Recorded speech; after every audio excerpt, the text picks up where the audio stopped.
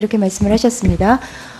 그 입장 동일하신 거죠? 오늘도 계속, 그 입장 계속 오늘도 견지하고 계신 거죠? 예, 의원님 아무리 여쭤보셔도 모르는 사람이 아는 사람이 될 수는 없습니다. 모르는 겁니다. 예. 블랙리스트를 받아서 적용했다는 문체부와 산하기관 직원들이 다수인데 만들었다는 사람은 없습니다. 조윤선 장관님, 그러면 본인을 제외한 모든 사람이, 그러니까 유진용 장관을 포함해서 모두 다 위증을 하고 있는 거죠? 의원님, 아까도 답변했듯이 그 문제는 지금 특검에서 광범위하게 조사하고 있기 때문에 그 진실이 밝혀질 것으로 저도 예상하고 있습니다. 유명도 거기서 벗겨질 거고요. 예, 그렇게 답변하신 걸로 들었습니다. 혹시 저는 그래서 블랙리스트의 뜻을 모르시는가? 그러니까 혹시 지시하신 게 검은 명단이나 혹은 불순 분자들의 명단, 이런 거를 지시하시나 않았나, 뭐 이런 생각도 해봤습니다. 자, 이준식 장관님. 예. 그 국정교과서하고 관련해서 대통령께서 매도당에 안타깝다고 하셨다는데요. 이 말에 동의하십니까? 대통령께서는 그런 심정을 느끼셨을 거라고 생각합니다. 네, 장관님도 같은 심정이시고요. 정도의 차이는 있을 거라고 생각합니다. 예. 자, 월요일 밤까지도 1년 유예라면서 사실상 폐기 방침을 언론에 흘리셨는데요. 기자회견 당일 갑자기 그 연구학교 지정이라는 그 꼼수인지 묘수인지 모를 그런 안을 내셨습니다. 근데 연구학교 지정 언제부터 검토하셨습니까? 아까 언론에 흘렸다는 말씀을 하셨는데 언론에 흘린 적은 없습니다. 그리고 흘린 적은 없는데 어쨌든 언론들이 많이 예측을 어떤 했습니다. 한 가지 안만 가지고 순차적으로 검토한 게 아니라 여러 개 안을 놓고 같이 검토를 해왔습니다. 검토하셨던 안 중에 하나입니까? 근데요, 이 연구학교라는 거는요, 예를 들면 뭐 자기주도적 학습 혹은 뭐 과정중심 평가 이런 식으로 주제를 정하고 이와 관련해서 학교가 시범적으로 다양한 연구와 현장 적용을 하는 거, 이게 연구학교죠. 근데 정부가 만든 교과서를 그냥 채택해서 쓰기만 한다고 해서 연구학교가 된다. 이거 연구학교의 취지에 맞다고 생각하십니까? 그동안에 이제 새로운 도서가 개발이 됐을 때 교육과정의 변화에 따라서 그동안에 쭉 그 연구학교를 지정해서 그 연구학교에서 이 교육과정 그 현장 연구학교는 적응성 있죠. 검토에 대해서 그 완성도를 높여온 쭉 진행해 오던 그런 내용입니다. 연구학교가 교육과정에 대해서는 있을 수 있어요. 새 교육과정을 이제 학교 나름으로 이제 어떻게 적용을 하는지, 뭐 편집들을 어떻게 만들지 이런 것을 다양하게 시도를 해보니까요. 근데 그냥 위에서 만든 교과서 그대로 받아서 그냥 채택해서 쓰기만 했다고 해서 연구학교를 지정했던 적은 제가 가지고 있는 연구학교의 개념에 비추어 볼 때 매우 부적절하다고 생각이 됩니다. 그렇지 않습니다. 지금 2015 개정 교육과정에 대한 교과서들이 지금 연구학교에서 그거는 연구학교라고 안 하지 않나요? 국정교과서도 초등학교 국정교과서를 이제 시범 적용하고 있는 학교들이 있죠. 근데 그것도 연구학교고 1,000만 원씩 줍니까? 보통 이제 국정교과서 시범 적용 학교들에 다 연구학교라는 타이틀을 주고 그 학교 교장한테 가산점 주고 그 1,000만 원 주고 그럽니까? 정도 지원이 되는 것으로 알고 있습니다. 보통 통상 1,000만 원 정도 수준으로 1,000만 원에서 그건 한번 확인해 보도록 하죠. 3,000만 원까지. 그러니까 초등학교 지정이 국어, 사회, 수학 이런 거 다 국정교과서 개발이 됐는데요. 그거 현장 적용하고 있는, 예를 들어서 서울교대 부속초등학교 이런 데가 그걸 교과서를 시범 적용한다고 해서 교장, 그 다음에 담당 교사가 가산점 받고 또 승진 혜택 누리고 연구비 지원 1,000만 원씩 받는지, 그거는 뭐 저도 확인할 수는 없으니 나중에 확인해 보도록 하겠습니다. 자, 연구학교 신청. 이거 학교 구성원들 의견 수렴하지 않고, 그러니까 예를 들어서 학원이 거치지 않고 그냥 교장이 자의적으로 할 수 있는 거죠? 지금 현재 규정에는 학교장의 권한사항으로 되어 있습니다. 네, 제가 지금 금방 말씀드렸던 것처럼 지금 뭐 연구비가 얼마가 될지 모르지만 저도 언론에서 1,000만 원이라고 접했습니다. 그리고 교사들에 대한 승진 가산점, 이거 꽤 큰 당근이 되기 때문에 상당수 학교들이 신청을 할 거라고 보는데요. 그리고 특히 대구, 경북, 울산 교육청 산하의 학교들은 뭐 교육감 눈치를 봐서라도 할 거고 또 교육감이 또 신청을 종용할 거라고 보이는데, 그러면서 이제 정부가 이 국정교과서 채택하는 연구학교, 또 그렇지 않은 올바른 학교, 이렇게 갈라치기 할 거라고 저는 생각을 합니다. 그리고 어제 발표에 따르면은요, 이제 당장 내년부터 국검정 교과서가 혼용되는데요.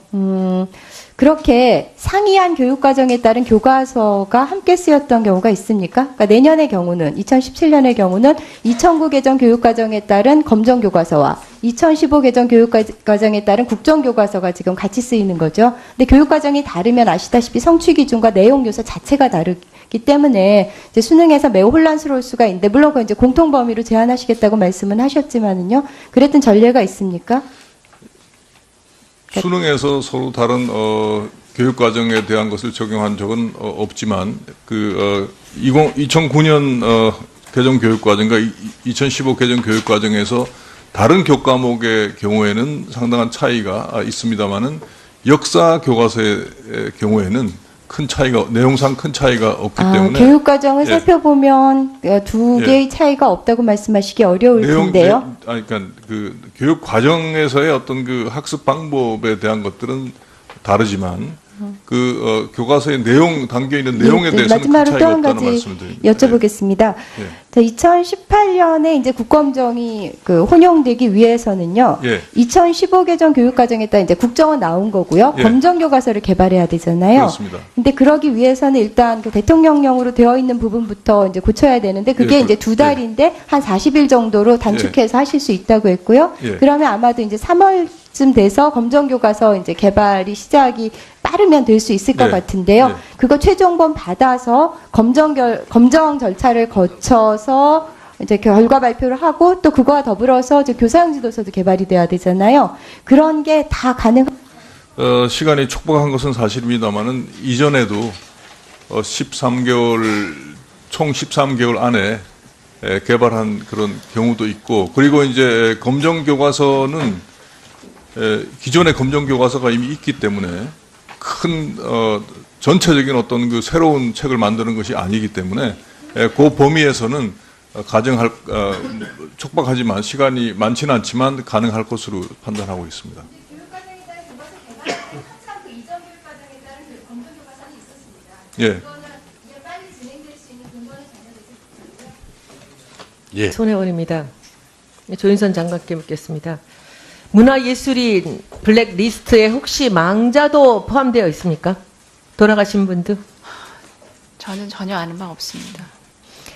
문화예술인 블랙리스트는 이미 이명박 정부 초기부터 시작되었습니다. 윤희상 씨라고 아십니까? 예. 윤희상 씨의 고향이 어딘지 아십니까? 통영으로 알고 있습니다. 네. 통영에서는 2009년에, 그러니까 2006년에 윤희상 기념관을 준비를 했습니다. 그래서 이 121억의 국비, 도비 시비로 이 윤희상 기념관을 준비를 했습니다. 그런데 2006년에 시작했던 이 기념관이 2010년에 오픈을 하게 됩니다. 그런데 윤희상 기념공원 그리고 윤희상 기념관이 이명박 정부 시절 2010년에 개관을 하는데 밑도 끝도 없이 도천 테마공원이라는 이름으로 개관을 합니다. 윤희상 이름이 사라진 거죠. 공원도 사라지고 기념관도 사라졌습니다. 그리고 통영음악제는 윤희상 음악제였었습니다. 전 세계에서 4대 음악제에 들어가는 음악제가 바로 윤희상 음악제였습니다.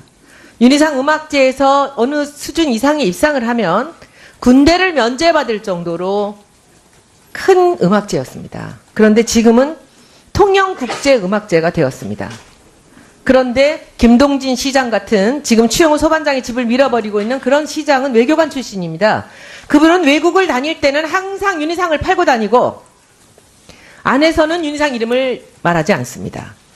그 윤희상 선생이 이룩한 업적에 대해서는 그 달콤한 것은 다 자기들이 이용을 하면서 국내에서는 윤희상 이름을 입에 올리지 않습니다. 혹시 알고 계셨습니까? 예, 잘 모르는 사실이었습니다. 근데 이게 한 번이 아니고요. 윤희상 기념공원이 그런 식으로 만들어지고 그리고 나서 윤희상 음악 음악당이 다시 2013년 이 개관을 목표로 그 520억의 예산이 투입이 돼서 공사가 시작됩니다. 그리고 2014년에 오픈을 했습니다. 그때 또한 윤희상 국제음악당이 또 이름이 바뀌게 됩니다. 통영국제음악당으로. 통영에 가시면 윤희상 음악당과 윤희상 기념공원이 있습니다. 기념관과. 근데 윤희상 기념관은 이분이 사셨던 생가 바로 옆에 세워진 것입니다. 도천동입니다. 거기가. 윤희상 선생의 아버지는 소반장이었습니다.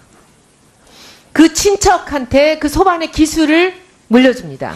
그래서 윤희상 선생이 살던 그 작은 공방 가옥에 윤희상 선생은 소반장 아버지 밑에서 자랐고 그 옆에 그 친척인 추영호 선생의 아버지가 계셨습니다. 그래서 그 자리 옆에 윤희상 기념관이 세워진 것입니다. 그리고 윤희상 기념공원이 세워진 것이고, 그런데 이명박 정부에서는 윤희상이란 이름을 빼고 그냥 도천 테마파크라는 이름을 붙였습니다. 외국에서 오던 윤희상 음악제에 오던 모든 음악인들은 왜 윤희상 선생을 이름을 쓰지 않는지에 대해서 너무나 의아해합니다. 그리고 윤희상을 빼고 음악제가 의미가 없다라고 모두들 얘기하지만 이 정부는 두 번에 걸친 이 정부는 귀등으로도 그 얘기를 듣지 않습니다. 그리고 지금 김동진 시장은 이미 길을 낸다는 핑계로 윤희상 기념관이 생긴 그 원인이 됐던 그 윤희상 선생의 생가, 바로 옆에 윤희상 기념관이 생겼는데 그 윤희상 선생의 생가를 헐어버립니다. 그리고 그 옆에 소반장 추영호 선생이 3대를 살아왔던 그 마지막 남은 집, 이분이 목숨을 걸고 지금 220일째 노숙하면서 지키고 있는 그 집마저도 밀어버리려고 하는 겁니다. 윤희상 재단에서는 그 옆으로 길을 내게 해주겠다고 했는데도 불구하고 밀어버리는 거죠. 윤희상 선생은 20세기에 살아있는 단 4명의 음악인이고요. 그리고 20세기에 그 뉴욕에서 예술원에서 지정을 한 전 세계 베토벤, 모차르트를 포함해서 44분의 이 시대를 인류를 빛낸 음악인에 들어 있습니다. 그 당시 생존 시에 스트라빈스키 등 4명에 포함됐던 사람이고요. 우리나라가 세계적으로 내놓을 만한 그런 위대한 음악가였습니다. 이분의 이름이 사라졌습니다. 통영의 모든 곳에서 이 윤희상의 이름이 사라졌습니다. 재단 이름도 바뀌고요. 기념관 이름도 바뀌고 공원 이름도 바뀌고 음악당 이름도 바뀌었습니다. 이것은 이미 2009년부터 자행이 되었던 일입니다. 지금 이 예술인 블랙리스트에 훨씬 더 이전에 훨씬 더 적극적인 방법으로 윤희상이란 이름 세자를 말살을 하고 있는 것입니다. 나중에 이따가 시간이 끝나고 나서 한번 답을 해주시고요. 그리고 문화재 청장님, 나선화 청장님, 네. 지금 이 도천동에 있는 그 윤희상 선생의 아버님이 살았던 윤희상 선생 생가가 무너진 그 옆집에 있는 마지막으로 지금 김동진 시장이 밀어버리려고 하는 추영호 소반장의 공방 가옥은 어떻게 되었습니까? 예, 말씀드리겠습니다. 네. 지금 저희가 법적인 기반을 마련하기 위해서 법을 제안을 해서 국가가 지금 통영시 소유입니다. 그 소반의 그 공방이요. 그래서 지자체에서 신청을 해줘야 되는데 안 하고 있어서 저희가 이제 국가 소유이기 때문에 국가가 할 수 있도록 직권으로 할 수 있도록 법을 지금 이미 올렸습니다. 제안을 했습니다. 좀 그리고 서둘러 그에 따라, 주시고요. 예, 하겠다 하니까 이제 통영시장님께서 연락이 와서 빨리 이거 지금 청장님이 법은 법대로 꼭 하지만 챙겨주시고요. 빨리 신청해달라 해서 꼭 부탁합니다. 제가 검토 5번째 중이십니다. 말씀을 드리는 걸로 기억을 예. 하고 있습니다. 꼭 해주시고 네. 그리고 지금 이 추운 날씨에 길에서 이분